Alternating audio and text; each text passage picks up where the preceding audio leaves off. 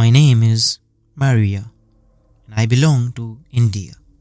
This incident is from a few years ago, but even today, when I remember that night, I feel a strange burden because what I felt that night, I haven't been able to forget it to this day. It was Friday, I had returned from work, family members were sitting. It was an ordinary night. My aunt also lived with us. Around 10 or 11 o'clock, my cousin Nawaz and his younger sister Alia came home. They came inside laughing as usual and said, "What are you all doing?" I said, "Nothing, just sitting." In the conversation, they said, "Let's go out for a walk." The plan was initially to walk around the house. We went out. It was slightly cold. The streets were half empty and the night was slowly getting deeper. Then suddenly the dark turned towards adventure. Someone said, "Let's go to a desolate place. We will make reels, take pictures." During that, I jokingly said, "Let's go to the colony. I've heard a lot about that place." Hearing this, Nawaz stopped. The color of his face changed. He immediately said, "Api, have you gone mad? It's about to be 12 at night. No one goes there at night." I laughed and said, "I'm not scared. We'll just see and come back." He kept refusing repeatedly. He kept saying that even during the day, people are scared to go there. Going at night isn't right, but perhaps that night the curiosity was too much. I thought people exaggerate things. In reality, who knows if anything actually happens or not. Finally, we gave up. Two bikes were arranged. On one bike, two of his friends sat, and on the other, the three of us. Nawaz was driving the bike. Behind him was Olia, and behind her, me. When we left, the clock was striking almost at 12. We also got petrol filled, just as a caution. Everyone was joking, but as if we got closer to the AR colony, the atmosphere started changing. At one point, Nawaz stopped the bike. His friends also stopped their bikes. He turned and said, "Api, the colony starts here. Remember one thing, no one will make noise. I won't stop the bike. Whatever happens, don't look back." I said, "You guys are just scaring me." He answered seriously, "We aren't scaring, just telling people here don't like to stop." We sat on the bike again and entered inside. As soon as we entered the colony, the first thing felt was silence. Such silence that isn't ordinary. There were lights on the main road. The road was clearly visible, but on both sides of the road was dense darkness. The trees were so dense that nothing was visible inside them. Cars and bikes were coming out, but all were passing at an unusual speed. No one was driving slowly. Everyone was in the hurry, as if they just wanted to get out of that place. I asked Nawaz, "Why is everyone going so fast?"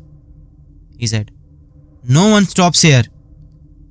There is a fear of animals and the other things." I laughed it off, but inside my heart, a slight restlessness had set. I laughed it off, but inside my heart, a slight restlessness had set in. About 10 to 15 minutes later, a small tea stall came. We thought, let's have tea. The cold was really intense. We stopped for the tea and snacks, and other people were sitting there too. But the strange thing was that everyone was talking slowly. No one was speaking loudly. When we were laughing, Nawaz immediately said, "Talk quietly." I asked, "Why?" He only said, "Just because it was about to be 1:30 when we left from there." And the real night started after that. Leaving the stall, we had no idea that the return path would be different. While coming, At least a few cars and bikes were seen. But now the road was almost empty. The cold wind had intensified and the night had grown deeper. Far from the bike's headlight, nothing was clearly visible. We were coming back onto the main road when suddenly my gaze fell on a path on the side. That path was going into complete darkness. There was no street lights, just trees, bushes, and complete silence. Far and wide, no human was in sight. I told Nawaz, let's go through the path. Let's see what's inside. He immediately refused. There are no lights right now. People go there at their own risk. His friends also said the same. But perhaps that was the mistake often made in such stories. A human feels that until he sees for himself, the matter isn't complete. I said, let's just go for 2 minutes, and then we will come back. Alia also spotted me. Was thought for a while, then said, okay, just 2 minutes. We turned the bike to the side. As soon as the main road lights was left behind, the atmosphere changed. Now there was only the bike's headlight. Where the light fell, only that part was visible. Beyond that, complete darkness. Branches of trees were bent over the road, as if the path was narrowing. There was no sound, neither of any car nor of any human, just the sound of the bike's engine and the light sound of gravel under the tires. In that darkness, the bike couldn't go fast, so we were moving slowly. We stopped at some distance. I said, let's take photos here. The atmosphere was really different, desolate, silent, and strangely heavy. We got off the bike. Nawaz's one friend went a little further to talk on the phone. The other was sitting near the bike, looking at something. Then suddenly, he screamed lightly. We all got startled.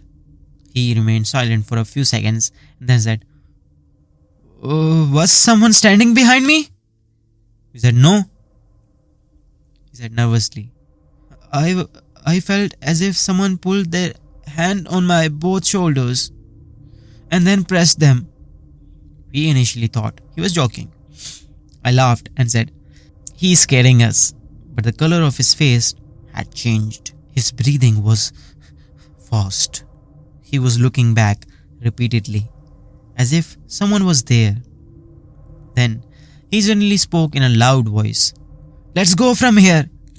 Right now, I am not feeling right here. Nawaz asked to speak slowly, but he wasn't listening now. His nervousness seemed real.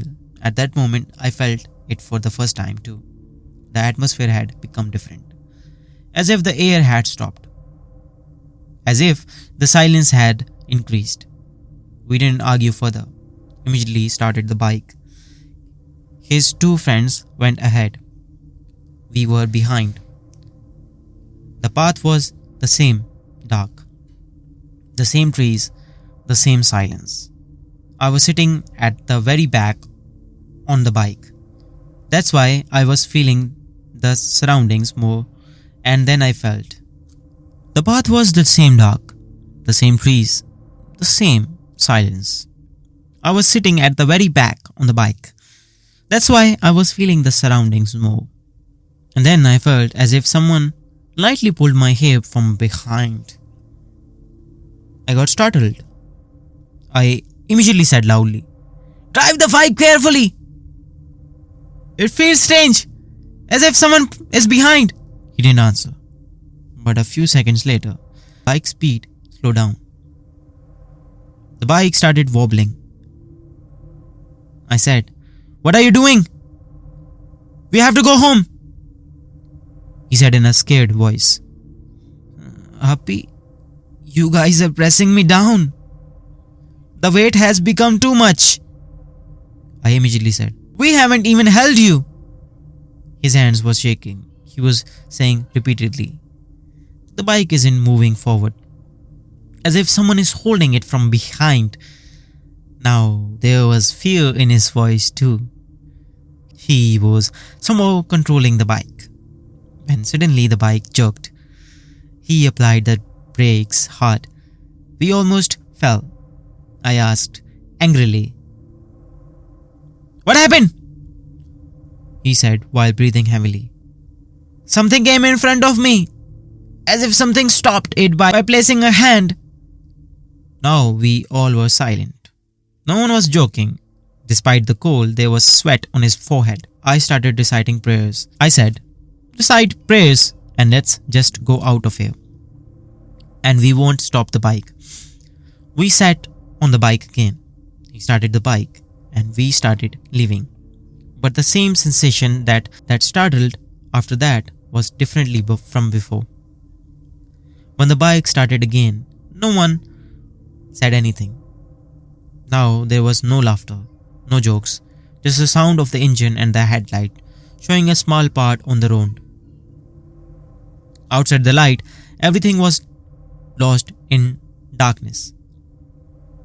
I was sitting at the very back, so I was feeling the surroundings the most.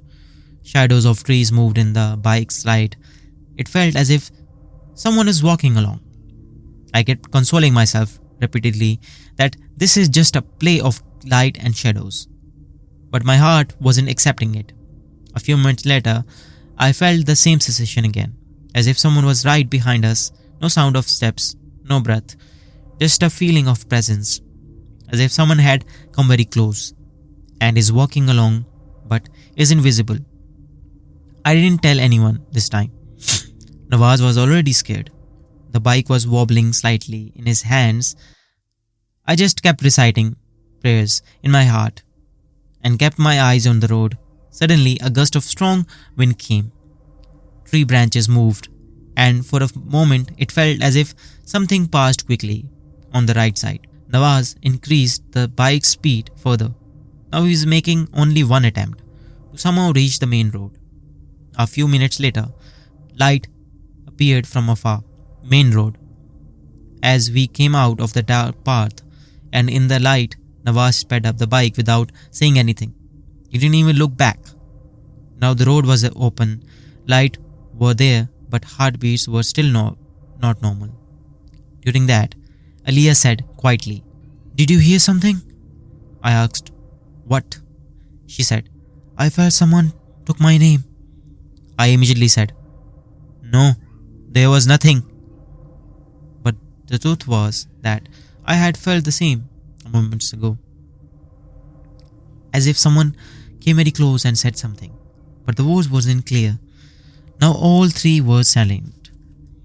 Now we just wanted to reach home. On the way, when the bike was going fast, the shadows of the trees were retreating from the edge of the road. But at the moment, it felt strange. As if those shadows were watching us. As if something was left behind. But the gaze was still on us. We didn't look back. After some time, we reached home, parked the bike, opened the door and came inside. Coming into the house light, for the first time, I felt that we were safe. But that night, sleep didn't come easily. The brain kept repeating those moments. Feeling hands on shoulders, the bike suddenly becoming heavy, the feeling of something appearing in front, and that constant feeling that someone was walking along. In the morning, when we woke up, Nawaz had a high fever, and the surprising thing was that his friend who first said that someone pulled a hand on his shoulder also fell ill. We never joked about this matter again after that. Nor did we ever dare to go to that area at night. Even today, none of us said what was there. We hadn't seen anything, but we all agreed on one thing. That night, we weren't alone there. That was my story. I hope you will share this story on your channel. Thank you very much for sharing your story with us. Okay guys, these was all the stories sent by the subscribers to me. I hope you liked all the stories which I shared today. If you like all the stories, kindly consider subscribing our channel. It will motivate me to make more stories like this. Peace out.